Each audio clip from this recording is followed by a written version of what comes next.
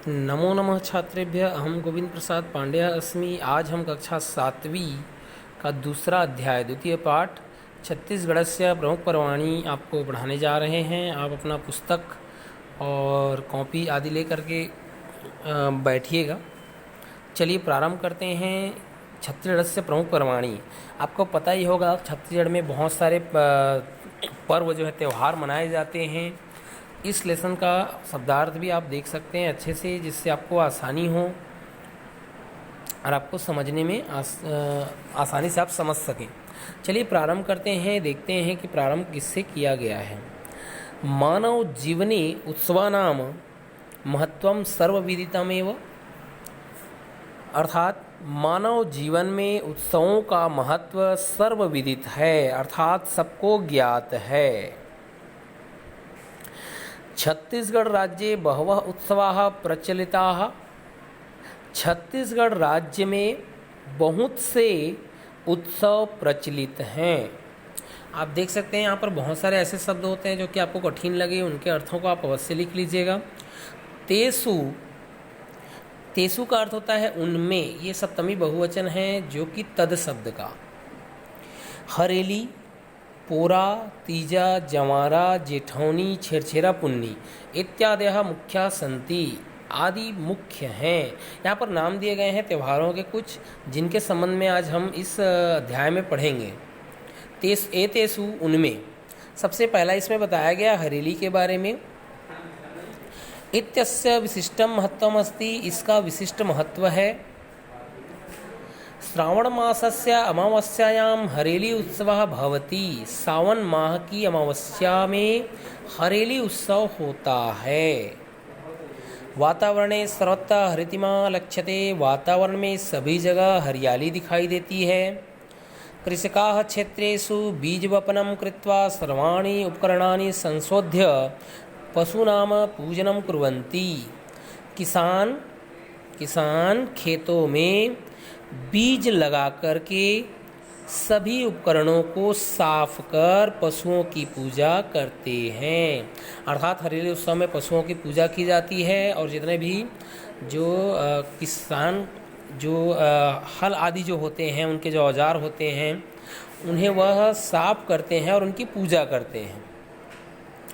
पशूनां कृते गोधूम निर्मितां रोटिकां पाचयन्ति। पशुओं के लिए गेहूं से बनी हुई रोटियां बनाते हैं। आप देख लीजिएगा कि हरेली त्यौहार के दिन पशुओं के लिए जो है गेहूं की रोटी बनाई जाती है, जिसे उन्हें खिलाया जाता है। तंडुल निर्मिता चित्रापुपः इति खाद्य पदार्थस्य सेवनं कुर्वन्ति जनाः। यहाँ पर कहा गया कि लोग जो है तंडुल निर्मिताः, तंडुल का अर्थात चावल होता है, अर्थात चावल से बनी हुई चीला, इस खाद्य पदार्थ का सेवन करते हैं, अर्थात इस दिन चीला रोटी बनाई जाती है।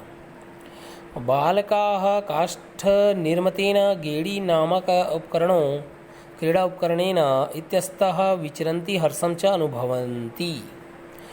बालक लकड़ी से बनी हुई गेड़ी नामक खेलने के उपकरण से इधर उधर विचरण करते हैं, घूमते हैं और हर्ष का अनुभव करते हैं। इस प्रकार आप देख सकते हैं हरेली के संबंध में जो बताया गया है वो आपको समझ में आ चुका होगा।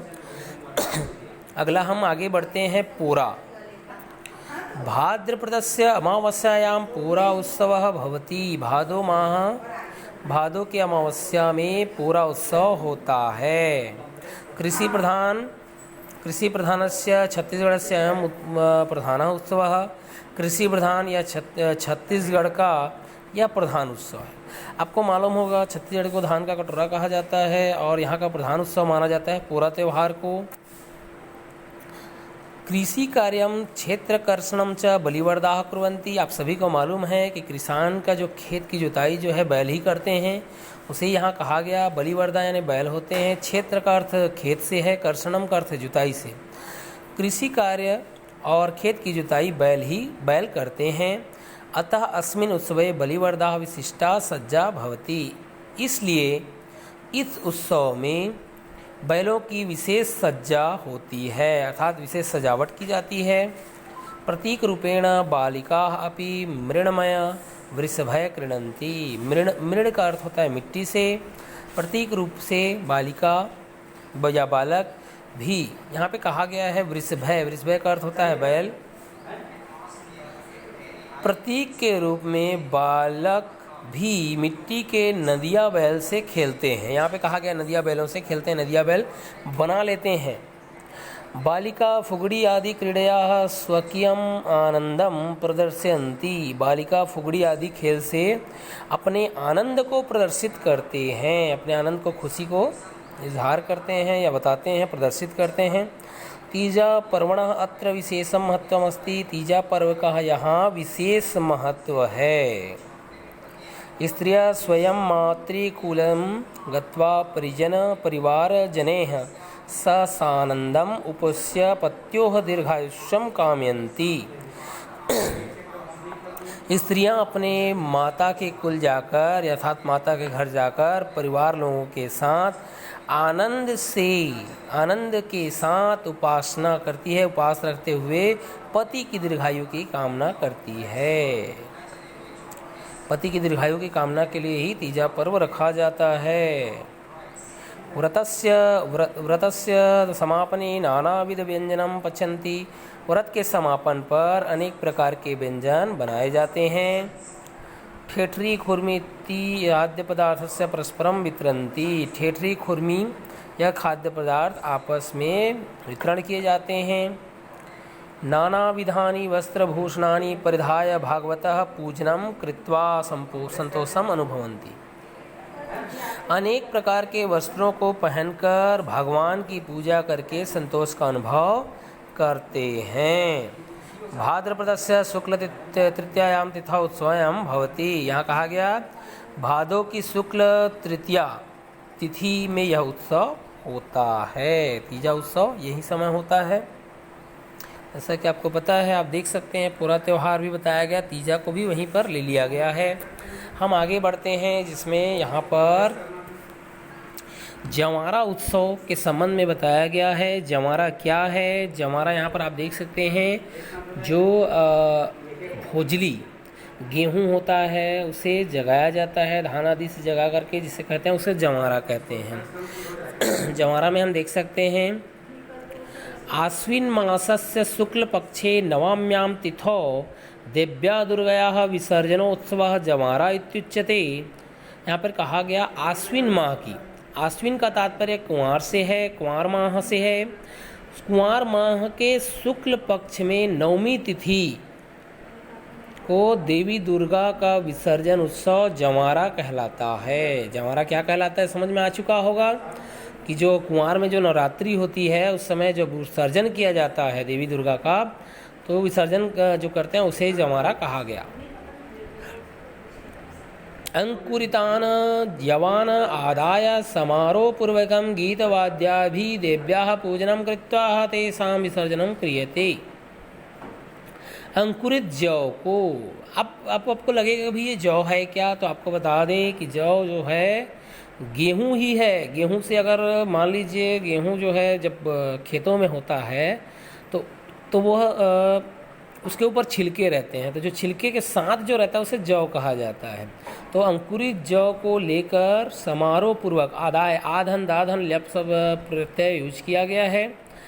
समारोह पूर्वक गीत वाद्या भी, गीत और वाद्य यंत्रों के साथ, गीत और बाजे के साथ देव्याः, देवी का पूजन करके देवी तेसाम अर्थात उनका विसर्जन किया जाता है।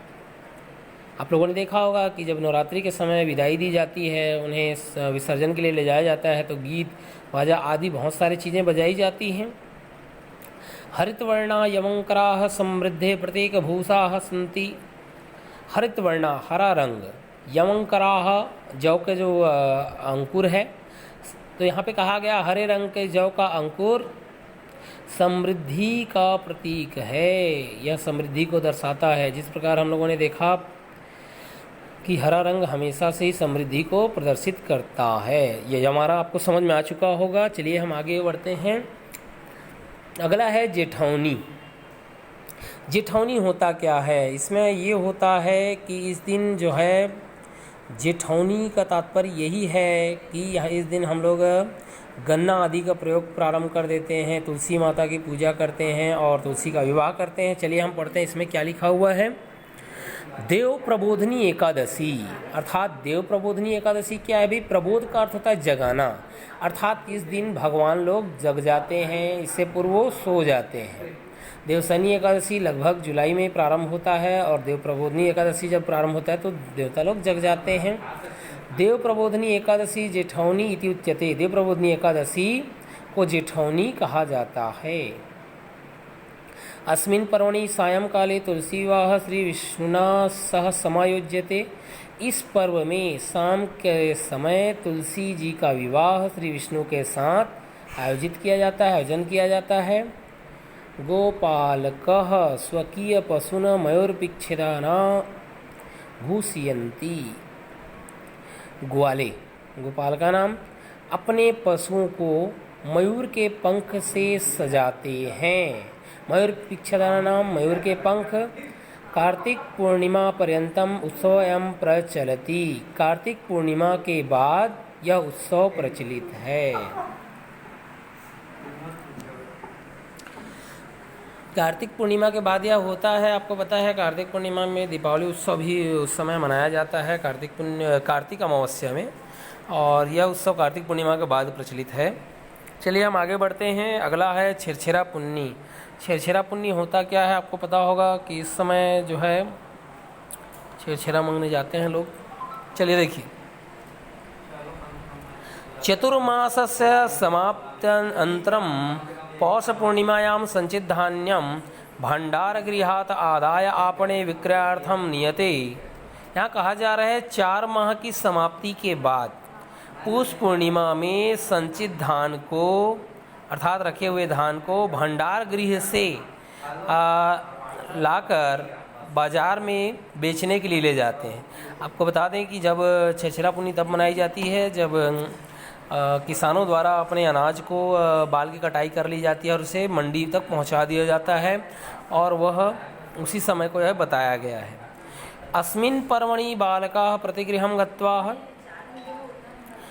इति लोक भाषायां कथ्यन्ते, इस पर्व में बालक घर घर जाकर छेर छेरा कोठी के धान हेर हेरा जबे देबे तबे टरन, यह लोक भाषा में कहते हुए नए अन्न की याचना करते हैं, नए अनाज की याचना करते हैं। ग्राम्य बालिका मध्ये सुखम स्थापित्वा अभितः नित्यन्ति, गांव की बालिका बीच में सुआ स्थापित करके, गांव की बालिका मध्य में सुए को स्थापित करके चारों ओर नाचते हुए सुआ गीत गाती हैं। आप लोगों ने देखा होगा सुआ गीत आदि गाते हुए ग्राम्य बालिकाओं को, जिसमें वो चारों ओर एक मिट्टी का तोता बना लेते हैं और उससे चारों ओर घूमते हुए नृत्य करते हैं और गाती भी हैं। छत्तीसगढ़ क्षेत्रस्य ग्रामे ग्रामे मेलापका आयोज्यन्ते, छत्तीसगढ़ क्षेत्र के गांव-गांव में मेला आयोजित होते हैं जिसे मड़ई मेला आदि कहते हैं। छत्तीसगढ़ क्षेत्रे एते मेलापका अति प्रसिद्धाः सन्ति, छत्तीसगढ़ क्षेत्र में ये मेला बहुत ही प्रसिद्ध हैं। छिरछिरा पुन्नी आपको समझ में आ चुका होगा। चलिए हम आगे बढ़ते हैं। अन्यानि अपि अनेकानि पर्वाणि छत्तीसगढ़ राज्ये उत्साहसम आयोजितानि भवन्ति। अन्यानि अन्य या दूसरे, यानी भी दूसरे भी अनेक पर्व छत्तीसगढ़ राज्य में हर्षोल्लास के साथ आयोजित होते हैं, उत्साह के साथ आयोजित होते हैं। जैसे यथा मीन्स जैसे खमर छठ, हलकष्टी पूजा, अक्षय तृतीया अर्थात अक्ति जिस दिन से मटके का प्रयोग किया जाता है, आंवला नवमी जिस दिन आंवले के नीचे पिकनिक मनाया जाता है, गौरव गौरी आदि। सर्वेषु उत्सवेषु राज्यस्य संस्कृति लोक परंपरा जनजीवनम च प्रतिबिंबितानि भवन्ति। सभी उत्सवों में राज्य की संस्कृति, लोक परंपरा और जनजीवन प्रतिबिंबित होती है, अर्थात दिखाई देती है, लक्ष्य होती है। संपन्ना खलु इयं भूमि उत्सवे, निश्चित ही यह भूमि उत्सवों से संपन्न हैं। निश्चित ही या भूमि, खलु यानी निश्चित ही, एम यानी या, भूमि यानी भूमि, उत्सव उत्सवों से संपन्ना संपन्न। चलिए आप देख सकते हैं इस शब्दार्थों को आप अच्छे से पढ़ लीजिएगा। साथ ही साथ अभ्यास प्रश्नों को भी आपको करना है। आपके लिए यह गृह कार्य है कि आप इस लेसन को के अनुवाद को अपने फेयर कॉपी में अवश्य कर लें और साथ ही साथ अभ्यास प्रश्नों को भी बनाएंगे। रिक्त स्थान की पूर्ति आप स्वयं कर लीजिएगा और साथ ही साथ वाक्य बनाइए, ये भी आप अपने मन से करिएगा। संस्कृत में वाक्य बनाने वाला है। चलिए हम प्रश्नोत्तरों को पढ़ लेते हैं। यहाँ प्रश्न दिया गया है, प्रश्न को उत्तर लिखिए, संस्कृत में देना है। जनाः हरेली उत्सव कस्मिन् मासे मन्यते। आपको पता है कि लोग हरेली उत्सव किस माह में मनाते हैं। यहाँ पर इसका उत्तर था कि हरेली जनाः हरेली उत्सव श्रावण मासस्य अमावस्यायां तिथौ। यहाँ पे लिख सकते हैं श्रावण मासस्य अमावस्यायां हरेली उत्सव भवति, ये भी सही है, या श्रावण मासस्य अमावस्यायां तिथौ, या भी आप केवल कस्मिन के स्थान पर लिख सकते हैं। अगला प्रश्न है, स्त्रियः तीजा पर्वणि कस्य दीर्घायुष्यं कामयति। यहाँ कह रहे हैं कि स्त्रियां तीजा पर्व किसकी लंबी आयु के लिए कामना करते हैं। तो किसकी, आपको पता है कि पति की ही कामना करेंगे यहाँ पर, पति की। तो यहाँ पर लिखा हुआ है पत्युः। पत्युः शब्द आपको यहाँ पर दिखाई दे रहा होगा। यह पत्युः शब्द है वो यहाँ पर आप कस्य के स्थान पर लिख देंगे। स्त्रियः तीजा पर्वणि पत्युः दीर्घायुष्यं कामयन्ति। अगला कहा गया के यवंकराः समृद्धे प्रतीकभूताः सन्ति। कौन सा अंकुरित है ना, जौ समृद्धि का प्रतीक है। तो यहाँ पे आपको पता होगा जो हरे रंग का है, यहाँ पे लिखा हुआ है हरित वर्णाः यवंकरा समृद्धे प्रतीकभूताः सन्ति, ये इसका उत्तर हो जाएगा। अगला प्रश्न देख सकते हैं, का एकादशी जेठौनी उच्यते। कौन सी एकादशी जेठौनी कही जाती है। तो यहाँ पर लिखा हुआ है देव प्रबोधिनी एकादशी जेठौनी इति उच्यते, ये इसका उत्तर हो जाएगा। देव प्रबोधिनी से उच्यते तक। छेरछेरा पर्वणि बालिका प्रतिगृहं गत्वा किम अकथयन्तः नव अन्नानि याचन्ते। कह रहे हैं छेरछेरा पर्व में बालक घर घर जाकर क्या कहकर नए अन्न की याचना करते हैं। क्या कहते हुए, तो किम के स्थान पर यहाँ पर देख सकते हैं हम ऐसा लिखेंगे, छेरछेरा पर्वणि बालिका प्रतिगृहं गत्वा, किम को छोड़ देंगे, कथयंता नव अन्नानि याचन्ते, फिर डैश कर देंगे। वहाँ पर हम लिख देंगे डबल इन्वर्टेड कामा में छेर छेरा कोठी के धान हेर हेरा जबे देवे तबे टरन, इतना वर्ड हम वहाँ पर लिख देंगे। बाकी चीज़ें आप देख सकते हैं। पशूनाम कृते गोधूम निर्मिताः, फर्स्ट वाले में रोटिकाम पाचयन्ति। तीजा पर्वणि भाद्रपदस्य उसमें ब्लैंक में क्या आना चाहिए, तीजा पर्व में भादों की। तो यहाँ पे देख सकते हैं शुक्ल तृतीयायाम तिथौ, तो यहाँ पे आ जाएगा शुक्ल तृतीयायाम। अगला है देव्याः दुर्गायाः विसर्जनोत्सवः ब्लैंक इति उच्यते। देवी दुर्गा विसर्जन उत्सव जवारा, यहाँ पे जवारा हम लिख देंगे। क्षेत्रस्य ग्रामे ग्रामे मेलापकः आयोज्यते। संस्कृत में वाक्य प्रयोग करना है, इसे आप कर लीजिएगा। इसी के साथ आपको अगला जो लेसन है वो हम अगले वीडियो में पढ़ेंगे। जो आपका अगला पाठ है, तृतीया पाठ, वो है संगणकः। आप इस लेसन का अनुवाद और अभ्यास प्रश्न अपने फेयर कॉपी में बना लीजिएगा। नमो नमः, धन्यवाद।